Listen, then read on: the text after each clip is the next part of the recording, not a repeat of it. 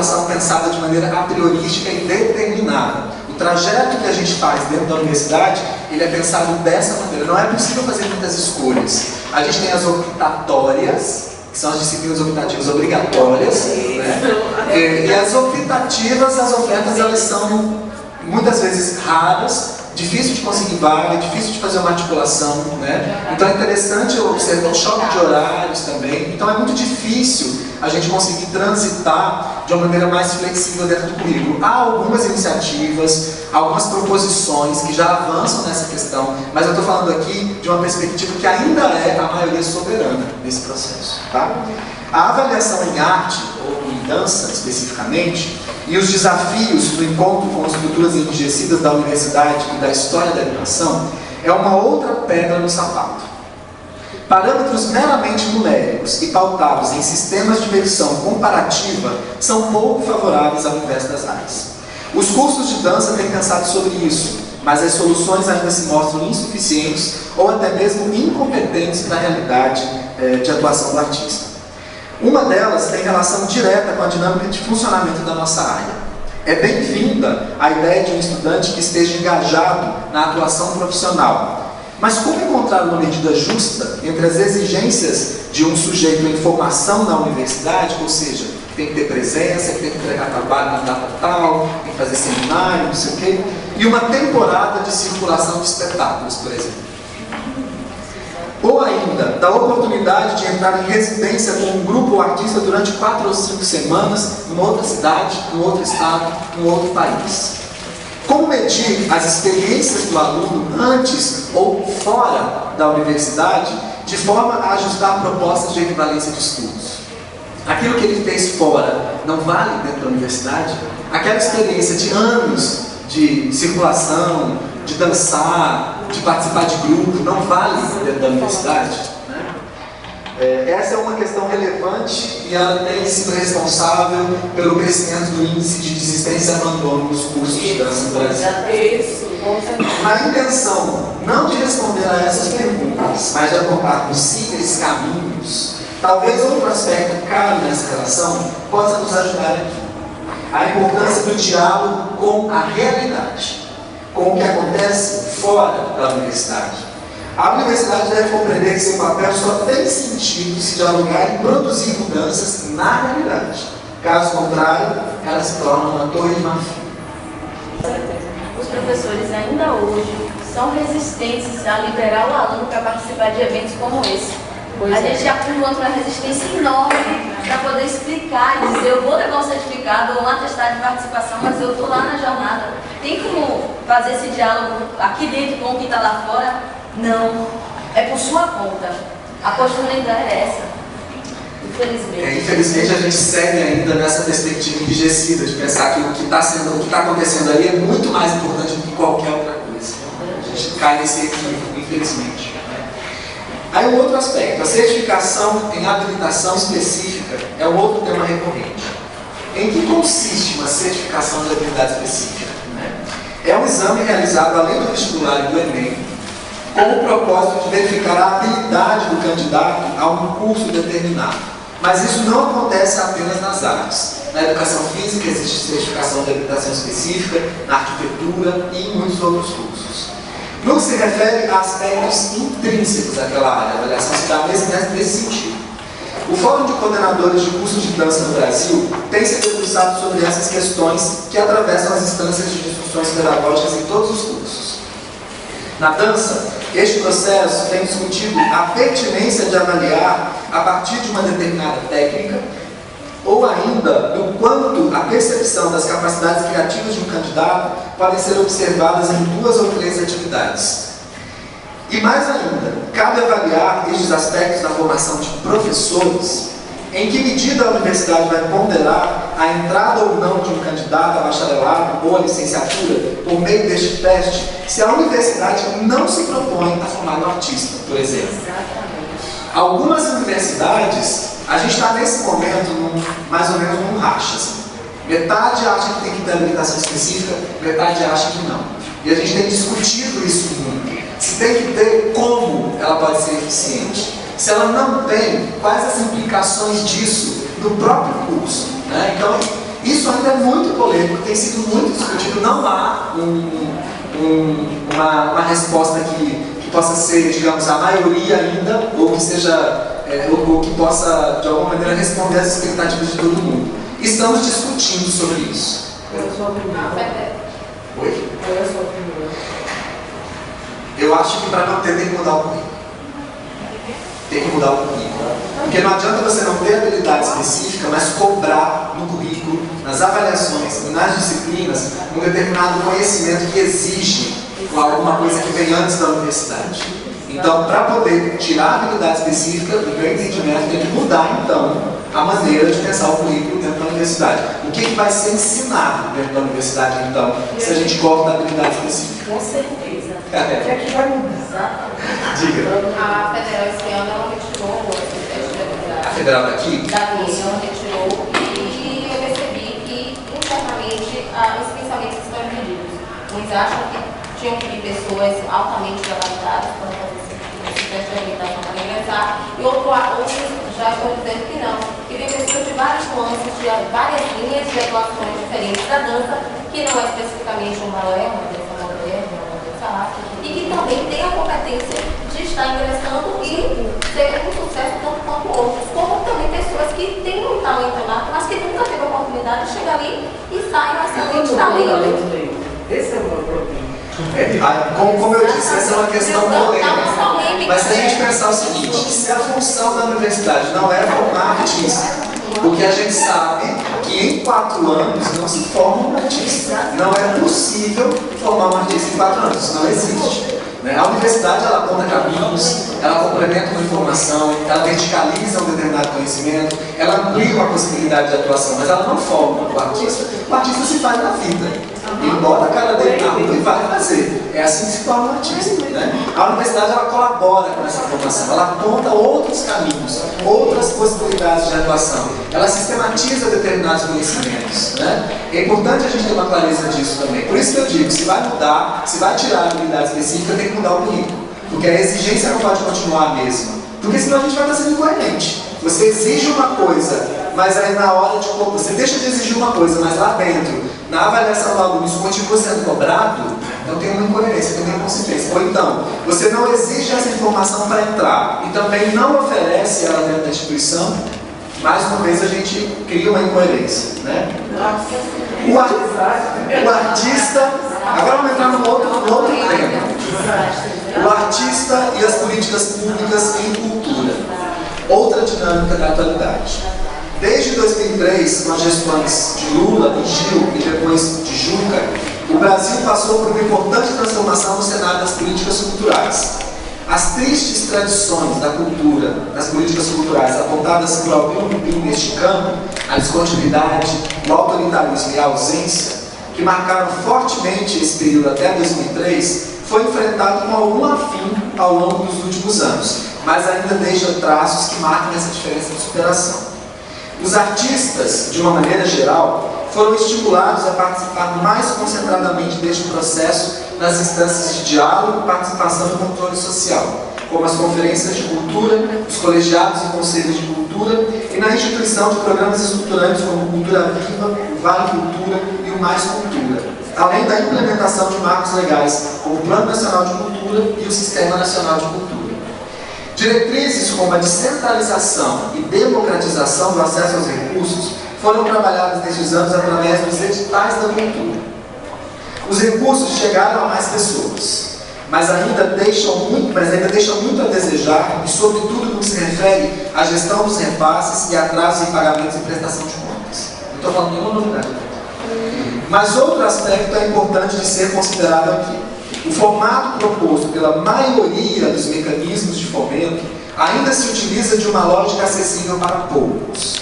O projeto cultural, em linhas gerais, se constitui de objetivo, justificativa, foco da proposta, desenvolvimento, resultados esperados, etc. Basicamente a mesma lógica utilizada no fomento às pesquisas acadêmicas junto aos órgãos como CNPq, CAPES ou seus congêneres estaduais, a exemplo da FAPESP ou FAPEMIG, lá em Minas Gerais. Ou seja, uma estrutura semelhante a de um projeto de pós-graduação. Há uma dificuldade, portanto, por parte de quem não teve acesso a essa linguagem de projetos, né, em captar recursos para suas ações culturais. Vamos criar uma forma mais democrática de distribuir o recurso, isso é legítimo, isso é importante, isso é necessário num regime democrático de direito. Mas a maneira como esses editais estão sendo pensados, na maioria dos casos, está afunilando demais o acesso a esse recurso, e aí o artista, a maioria dos artistas tem menos acesso a esse material. Rodrigo, parece que eu chamei você, porque eu vou falar justamente do calendário que você chegou. Além dessa coisa, a confecção, na elaboração dos projetos, é pior para nós. A prestação de contas, que é enrijecida, tem uma linguagem contábil que a gente não domina. Mas é interessante a gente pensar o seguinte: nesse aspecto, eu tenho muito orgulho mesmo de ter feito parte de uma história que tem se proposto de uma maneira diferente. Apesar de todos os problemas existentes no cenário nacional, a Bahia se destaca nesse aspecto. A Bahia tem conseguido desenvolver mecanismos de fomento mais acessíveis, como por exemplo o calendário das artes. Eu brinquei com o Rodrigo, porque na Fundação Cultural é ele que coordena esse projeto lá dentro da diretoria das artes. O calendário das artes tem um edital com uma leitura absolutamente acessível, muito simples, não fica utilizando esses jargões difíceis que são utilizados na maioria dos editais. O formulário, ele só tem um campo de preenchimento, além dos dados pessoais da pessoa, endereço, nome, CPF, etc. Ele só tem um campo de preenchimento, que é a descrição da proposta. E aí você diz o que você vai fazer. Você diz ali o que você vai fazer. Pronto. Não tem que criar uma coisa chamada objetivo, uma coisa chamada justificativa e tal. E muitas vezes as pessoas travam justamente nisso. Elas estão ali do fazer, estão fazendo o seu trabalho, mas na hora que tem que transformar isso em objetivo, justificativa, metas, não sei o quê, se embanando toda, porque é uma linguagem específica. A gente tem que aceitar isso, porque é uma linguagem específica. Só que cabe ao poder público fazer também a ampliação desse acesso. Alguém que nunca se relacionou com a máquina pública, alguém que nunca fez um projeto artístico, se depara com uma estrutura dessa, com um formulário de 15 páginas, a pessoa cai para trás, ela fala, não vou conseguir fazer. Então, o calendário das artes, por exemplo, ele tem facilitado esse acesso, ele tem possibilitado que mais pessoas sejam contempladas, pessoas que não tinham experiência com captação de recursos públicos, né, com serem contempladas por recursos públicos, e que entram ali através dessa porta. Eu estou trazendo isso porque é fundamental que a gente observe que a gente tem um mercado de atuação que está se ampliando cada vez mais, o acesso ao recurso público ele tem crescido de alguma maneira, ainda é insuficiente, mas ele tem crescido, e de que maneira também que as instituições de formação estão preparando os seus profissionais para isso. Em que medida essas discussões elas fazem parte do currículo, né? Em que medida esse artista que está se formando na universidade, ou esse professor, ele está pensando em política pública? Será que ele sabe o que é política pública? Isso não é uma obrigação só de quem trabalha com gestão. Todo cidadão deveria ter uma compreensão disso, que é política pública. Nós podemos estar aqui hoje, neste espaço que é de todo mundo, que ele não tem dono. Isso é política pública. A gente poder fazer uso de um transporte urbano decente é política pública. A gente ter uma coleta de lixo na rua da nossa casa é política pública. E assim por diante. A gente não tem essa compreensão. E aí a gente acha que cultura é alguma coisa que não precisa ser olhada como política pública. E isso é um problema. É o mesmo problema quando a gente acha que a gente pode dançar porque a gente gosta, porque a gente ama. E a gente esquece que isso também é uma profissão. Isso não é só porque a gente gosta. Todo mundo deveria fazer o que gosta. O médico deveria fazer o que gosta. O dentista deveria fazer o que gosta. Todo mundo. Né? Mas aí parece que o artista, que é essa pessoa, parece que é só o artista que faz o que gosta. Né? Então, mas já que você gosta, faz aqui a troco de um lanche. Faz aqui de graça, a gente busca você e depois devolve lá na sua casa. Você não vai ter, o transporte a gente garante, mas nem pensar de graça, né? Então fica parecendo que a gente não tem que comer, que a gente não tem que vestir, pagar conta, né? Ainda tem aquela questão, te pergunto, você faz o que? Eu trabalho com dança, eu danço. Não, sim, mas você trabalha. Então você faz o que depois? É seguir uma perspectiva de formação a priorística, que determina um caminho igual para todos para todos e que desconsidera as particularidades de cada sujeito. É como se todo mundo que estivesse diante de mim numa sala de aula fosse igual, tivesse as mesmas competências, as mesmas habilidades e fossem seguir a formação da mesma maneira. E aí eu estabeleço um parâmetro, um modelo onde você quer chegar. E isso é um grande problema. Na formação, de uma maneira geral, na arte, uma catástrofe. Propor uma formação interdisciplinar e pautada na experiência artística. Mesmo na formação de professores, pois antes de sermos professores, somos artistas. Neste sentido, é necessário buscar um equilíbrio na relação entre teoria e prática, que considere primordialmente o caráter híbrido da criação e da pedagogia, implícitos no próprio campo de formação do professor e do artista. Assim, além das disciplinas de aprimoramento específico em dança, há também que se priorizar as disciplinas que promovam o maior estreitamento em relação a outros campos do saber. Superar a distância entre o espaço de formação e o campo de atuação do artista e do professor. Os cursos, em geral, ainda não dão conta desta realidade, e as dificuldades de criar esta aproximação são inúmeras, a começar pela escassez de profissionais ocupando esses espaços. Neste sentido, como configurar a relação do estágio curricular acompanhado? Como lidar com as funções professor orientador, professor supervisor, aluno estagiário, se a gente nem sequer tem um ensino de dança garantido nas escolas? E a gente segue conversando.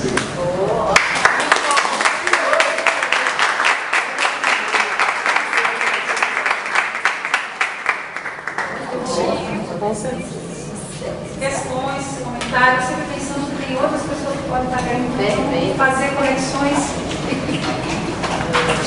Essa questão da formação da dança, todo mundo é professor de universidade, a questão da formação, da capacitação do profissional de dança, do curso de licenciatura, hoje em dia também na minha região, todo mundo é professor de dança. Então, todos nas escolas, ex-alunos da minha escola e das outras escolas, e sabe se formação atuante nas escolas. Por outro lado, igual no curso de educação física, que tem a disciplina metodologia e prática da dança. E é obrigatório agora eles, os profissionais de educação física, trabalhar na escola dança.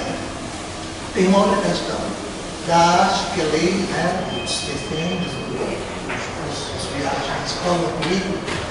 E aí existem os concursos, não oferecem vaga para arte.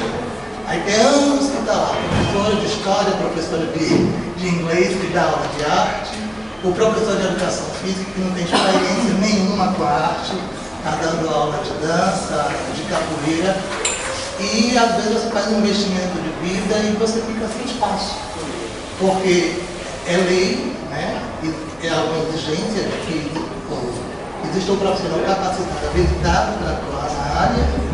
Os concursos não oferecem quando surgem, raramente tem concursos que não oferecem. E você termina nesse mercado de trabalho assim, quer dizer, as pessoas gostam de uma dança, mas não tem investimento nenhum. E a professora de dança está no mercado de trabalho, está ocupando esse espaço. Tem uma discussão também em educação física. Lá é muito mais o pessoal de educação física do Juazeiro Bahia. Está bem mais organizado do que o pessoal de dança. Por exemplo, para você abrir uma academia, você tem que ter o bacharelado em educação física. Se não tiver, eles vão que fecha. Então, em dança, todo mundo é professor de dança, todo mundo é professor no Bolshoi, tem muita atenção de Juazeiro, e nesse discurso. E tem a questão também do pessoal, tem a questão de que o curso de educação física agora, eles colocam a dança como uma atividade física e não como uma atividade artística. Né? É uma discussão que eles têm levantado muito, puxando a dança para o campo da área de trabalho da cultura física. Alguém mais ali, ó? Vamos dinamizar, sempre lembrando dos outros lá. Eu acho que você falou sobre essa questão da dança, do professor de dança e artes. Eu acho que antes da gente pensar isso com experiência própria, na dança dentro da escola, a gente precisa fortalecer o ensino de artes. Porque muitos profissionais eles ainda não encaram a arte como as outras disciplinas, que é isso que o Geraldo acabou de apontar. Então, a disciplina de artes, ela pode ser dada por qualquer outro profissional, porque é como se a arte não precisasse de uma pessoa qualificada para atuar nessa área. Então, antes de você conquistar o espaço propriamente da dança, eu digo isso porque eu sou professor de dança, de artes e atuo na área da dança também, você precisa abrir esse olhar da própria escola e da comunidade escolar para as artes. Primeiro colocando esse pensamento no aluno, que o próprio aluno já foi conduzido a esse ensino de desenho, de linha, como as artes visuais, né? É como se as artes visuais elas predominassem em relação às outras artes dentro da escola. Diferente das outras linguagens, teatro, música e dança. Então, por isso que as artes visuais elas vêm até o próprio governo é como se fosse um incentivo às artes visuais e não às outras linguagens das artes. Então, eu acho que é isso. Antes de você ganhar esse espaço da dança, você precisa primeiro ganhar o espaço da arte na escola. E aí depois você, como profissional de dança, né, que nós somos, e aí a dança ela vai prevalecendo, porque você vai dando esse espaço. Mas primeiro é o das artes, porque a arte ela ainda não tem esse espaço na escola pública. Passa para ela, ó, 4, Alexandre comenta, 4, Alexandre comenta, tá? Para poder a gente ganhar um ritmo. Eu pediria que cada um dissesse quem é, o que faz. De onde é, quem é, por exemplo. Bom, eu sou Alain, sou de Juazeiro também, e sou professor de artes, sou bailarino e pesquisador em dança também. Bom, eu sou a Denise, eu trabalho com dança, sou professora de dança específica lá da UFES e sou dançarina, pesquisadora também na cultura popular. Eu estava pensando um pouco sobre a questão do... já começou muita coisa aqui, mas eu estava pensando com relação ao currículo, a liberação entre as disciplinas e poder dialogar e ficar livre para poder ir para uma disciplina ou outra. A gente tentou fazer isso lá na UFES de uma certa forma, e com uma confusão, tinha pessoas que não tinham nem consciência corporal, e aí ia para disciplinas e precisavam um pouco mais de experiência, o corpo precisavam, e era uma confusão. Só que entrou hoje e ia para processo de improvisação 3, sei lá, nesse sentido. E aí como se pensar dessa forma, assim, sei lá, como dar um limite, né, para talvez ser democrático e também ser responsável com relação a isso. E pensando também com relação a outra questão de entrar em contato com as redes municipais, de como fazer valer esse mercado de trabalho para a licenciatura em dança que está realmente acontecendo, assim, uma alternativa. Como é que a gente faz para poder começar nesse caso? Eu acho que são várias categorias de problema, né? Tem os problemas internos da educação formal, que então, tanto dentro da universidade quanto dentro das escolas de segundo grau, é um absurdo o que está acontecendo, como sempre, é uma questão política e econômica sempre, porque os pedagogos e as outras pessoas vão e dão aula, uns se sentem constrangidos, mas outros se sentem muito bem fazendo o que não sabem, entendeu? Isso é uma questão que a mim me dói profundamente. Uma outra questão é a formação própria do bailarino. Uma terceira questão é como é que esse bailarino, por melhor que seja, vai viver, se vai viver de dança, se não vai, não é? E a quarta questão que é que eu gostaria que ela comentasse é o seguinte: quando ele fala dos ideais, dos objetivos, né, de interdisciplinaridade, de você, por exemplo, ter um aluno que tem um histórico corporal, vamos dizer, uma pessoa que viveu dentro do terreiro a vida toda, uma pessoa do Maracatu, pessoal do Cavalo Marinho, por exemplo, que eu considero formado em dança e em teatro desde que nasceu. Então essa pessoa vai, por não sei quantas figuras de Cavalo Marinho de Maracatu, ele tem um corpo pronto e disponível e com várias coerências corporais, né? E aí eu me pergunto ali, como conseguir isso? Quer dizer, você sabe que eu sou mulher do como, né? Eu quero saber como. Como é que a gente poderia conseguir? Porque as premissas que ele coloca são geniais, assim. São alunos, tanto no que tange a avaliação, que eu acho que é uma questão muito séria, né? Eu acho que às vezes as pessoas deixam de fazer as coisas, por exemplo, lá estava ali falando, fulano foi para a jornada, a outra foi para o Cabo Verde, levou 3 vezes lá, lembra? E aí, como avalia essa pessoa? Como é que a universidade vai abrir um campo, tanto na carga horária do professor que vai ter que avaliar? Tem que ter mais, né? Se eu sou professor de um aluno que viaja e leva 3 meses fora, eu tenho que saber como é que esse aluno vai trazer para mim alguma coisa. E isso passa por uma relação de docência, de compartilhamento, de cumplicidade, de confiança no corpo desse outro, né? E de troca e de muito mais trabalho por parte do professor, sem dúvida. Então eu queria, Angélica, que você falasse para mim, se você já pensou como é que de fato isso pode acontecer, porque a gente sabe que Mexer com a universidade significa ir trocando aos poucos, não é? Inclusive assim, como fazer os concursos? Como reorganizar a barema de concurso, por exemplo? Habilidade específica, teste de habilidade específica, eu sempre, a princípio, sou a favor. Porque chegou em hipopótamo lá, senta e diz, eu não quero me mexer. Tive uma aluna na educação infantil uma vez, não quero, eu estou cansada. A senhora está chamando a gente para trabalhar na Mangueira, eu não quero, estou cansada. E como é que você vai correr atrás de criança de 5 anos? Se você está cansada sentando na Mangueira, e isso na dança e no teatro, você potencializa por mil. O Hospital Geral do Estado é uma instituição, a Polícia Militar é uma instituição, a gente está falando de instituições. Elas têm ali suas regras, seus modos de funcionamento. Mas eu sinto que, pela experiência que eu tive aqui na FUNSEB, talvez, e eu não tenho nenhum receio de dizer isso, pelo contrário, mas talvez pela garra, pela maneira entusiasta que Nery Frank tem de dirigir essa instituição, e ela não tem medo de desafio, ela enfrenta mesmo que tem que ser enfrentado, ela motivou a equipe da Fundação Cultural para encontrar soluções. Sem fugir da lei, mas encontrar soluções. Ela, de alguma maneira, ela motivou toda a equipe da FUNSEB a, quando se deparar diante de um problema, não se conformar com o não pode e buscar uma solução para aquilo. Mas como não pode, se é assim que a coisa funciona na realidade? Como que alguém pensa uma lei que não dá conta da realidade? Então, quando vai mexer nas estruturas, nas entrelinhas, na interpretação da lei, as soluções elas vão aparecendo. Na maioria dos casos foi assim. Eu vou citar um exemplo para vocês. Para se inscrever em qualquer edital da Fundação Cultural, era necessária a apresentação de um monte de documentos, inclusive um comprovante de residência. E tem uma nota que esclarece o que é aceito como comprovante de residência.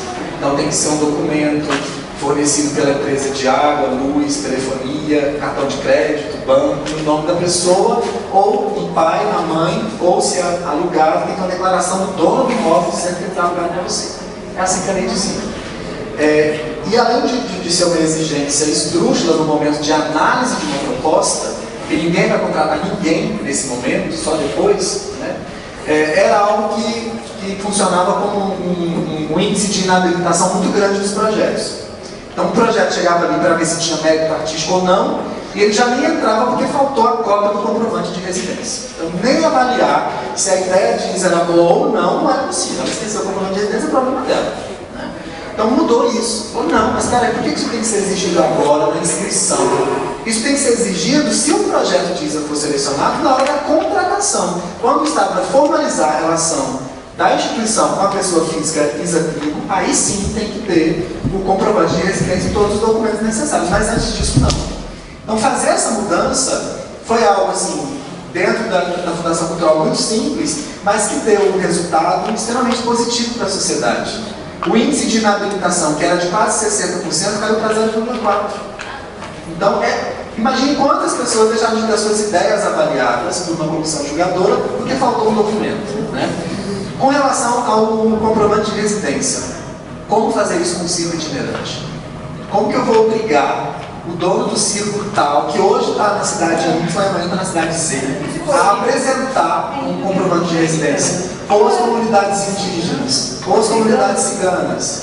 Então, foi necessário se debruçar sobre essas questões específicas, porque essas leis foram pensadas para construir escola, essas leis foram pensadas para incitar transporte público.